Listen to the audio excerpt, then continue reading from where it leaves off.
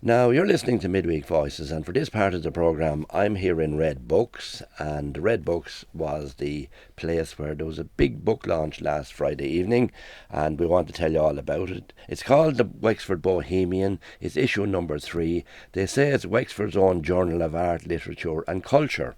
And the editor is Alanna Hammel, and Alanna is here with me.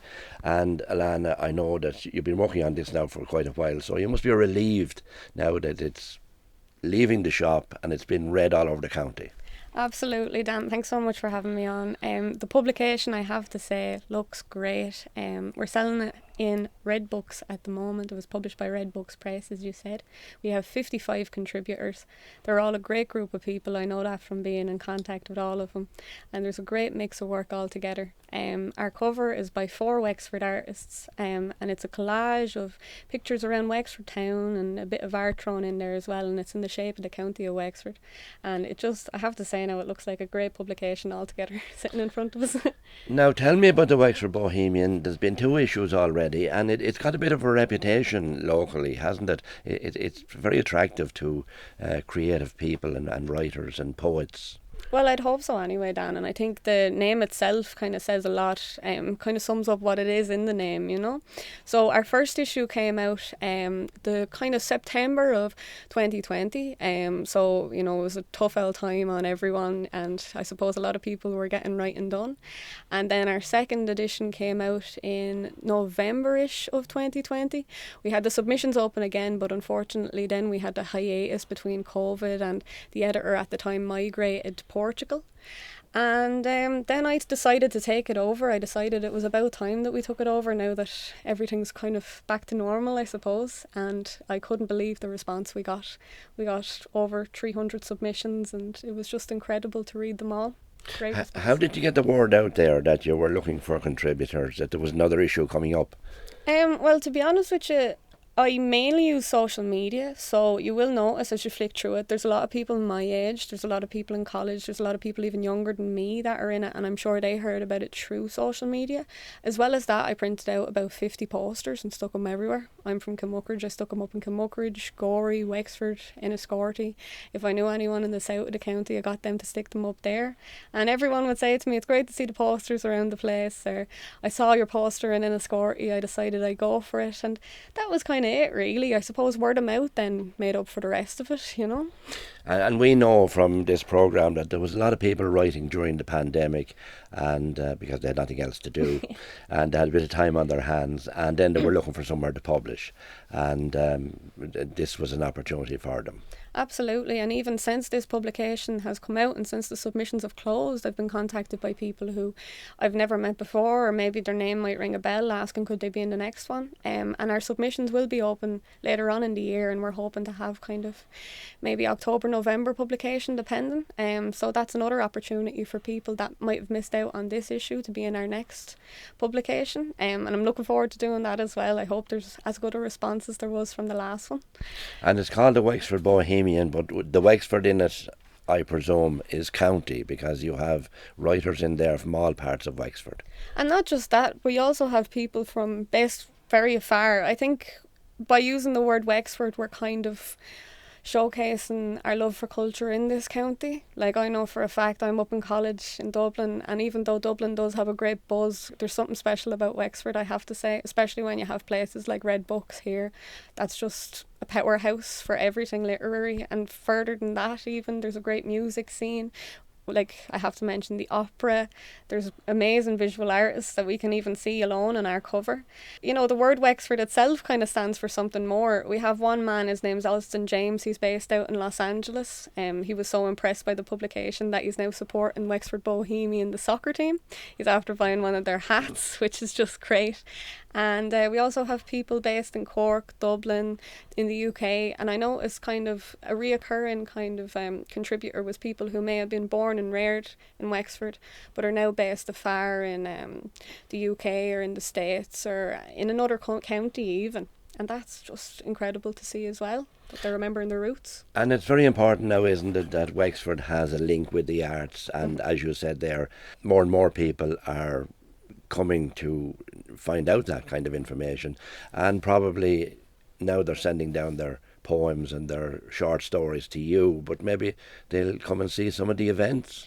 Yeah, absolutely. Well, we had our launch now last week on Friday. It was at 7 o'clock, and our contributors read. And there was also a bit of music by Daithí Kavanagh, who himself is an incredible writer. I'm sure you've had him on the show before. And it was just a great night all together. And the book was available to buy. As well as that, Red Books is currently expanding onto another shop. It's doubling its size, so we'll make sure to have much more events in future for any people who might want to read aloud. But even I find, I'm from the country, and even near me there's plenty of opportunities for writers to read.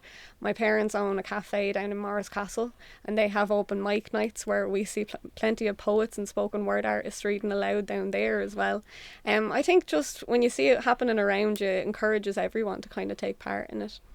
Young people are becoming incredibly creative and looking for outlets. Why do you think that is? I mean, people said that when laptops came along and the digital media came along that we wouldn't bother writing a book or doing anything like that. Doesn't seem to be working that way. Is the reason really it's creative and it's original and it exercises the mind? I'd say so, and even off the top of my head now, I'd say that there's a lot of kids nowadays that are spending time on social media, that you say, but with regards to the internet, it's so hard to be an individual, and they so badly want to be unique that finding writing is almost their way of expressing their creativity. But there definitely is a surge. I visited our secondary school even lately, and I just saw that people were just completely different to how even when I was in school, and that was only a few years ago.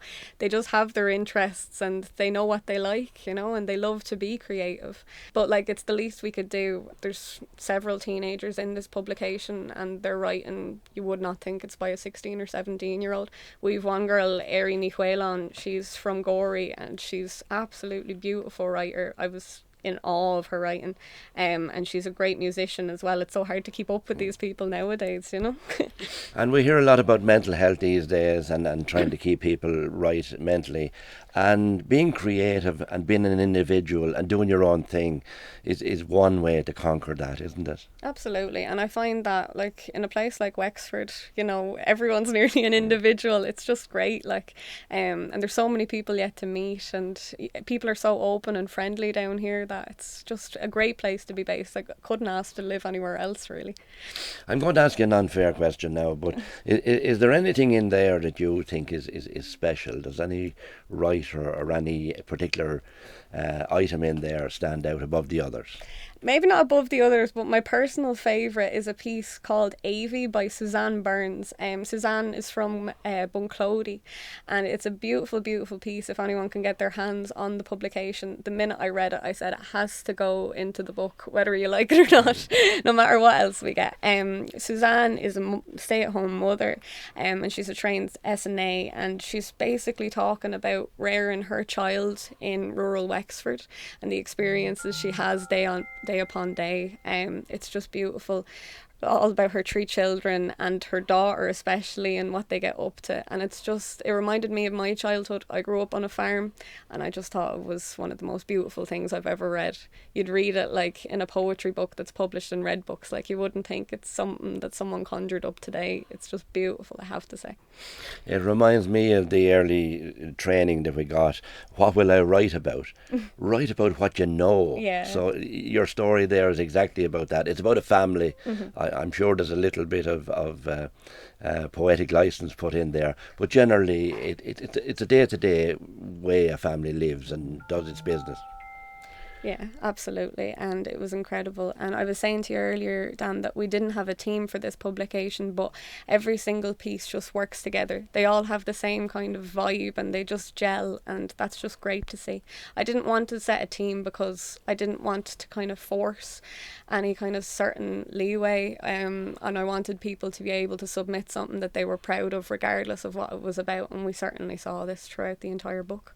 What I like about it is you have all the works in there and all the different contributions, but in the back you've got a who's who. In other words, there's little biographies in there to tell us who the writers are, where they're from, a little bit about them, and I think that's fantastic, particularly for people who may be new to publishing and they haven't been around before, and this gives them a little bit of a have a stepping stone to know what area they're in and what kind of work they do. Yeah, and that was very important for me, because I find if I finish a book that I particularly like, the first thing I want to find out is who the writer is, everything about them, you know. And I feel like it's only one piece by someone, and it might be incredible, but you don't know that person. And I am intrigued to find out who that person is and what's the story behind them. And even in some of their biographies, they talk about why they wrote that particular piece. So yeah, that was a very important. It wasn't in the previous two Wexford Bohemians, but I had to have it in this one to have a biography. Definitely. And where do these people come from now? Some of them are established when you see the names. They've been around before, they've been published before. Others would be in writers' groups, I would imagine. And then I presume there would be a certain amount that would be completely individual. Off the top of their head, they decided, I'd like to have something in the Wexford Bohemian. They got down to brass tacks, they wrote it, they submitted it, and now it's in there. Yeah, that's exactly it. Now, we do have some established writers that I was absolutely privileged to publish.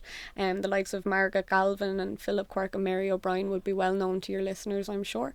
And then we have a bit further afar the likes of Steve Denehan, who's, well, I'm well acquainted with him from his incredible success with the Wexford Literary Festival, and Dave Lordan as well, who's a magnificent writer. Many of them are part of writers' groups in Gorey and Hollyfort, maybe even in Wicklow. And then others, it's their first time publishing. They might have maybe gone to a few writers' groups here and read books or something. But there's definitely a few there that might have never even written a poem before this. So what they're looking for is the Wexford Bohemian, issue number 3. And where can they get it? They can get it here in Red Books Wexford in St. Peter's Square, Slippery Green, Wexford Town. Or they could also buy it online at theirishbookshop.com. And it's the best read of the year, isn't it? Absolutely. 5 stars from everyone. Well, editor Alanna Hammel, thanks for telling us all about it, and good luck with it. And I suppose the standard question is, when is the next one coming out? We're hoping to have submissions open for around September, October time. So then, judging by the amount of submissions we get, hopefully be out in October or November. People who want to get a little piece in the shade out of the sun Yeah, during the summer and get their work ready for September. Yes, you said it, Dan. That's bang on.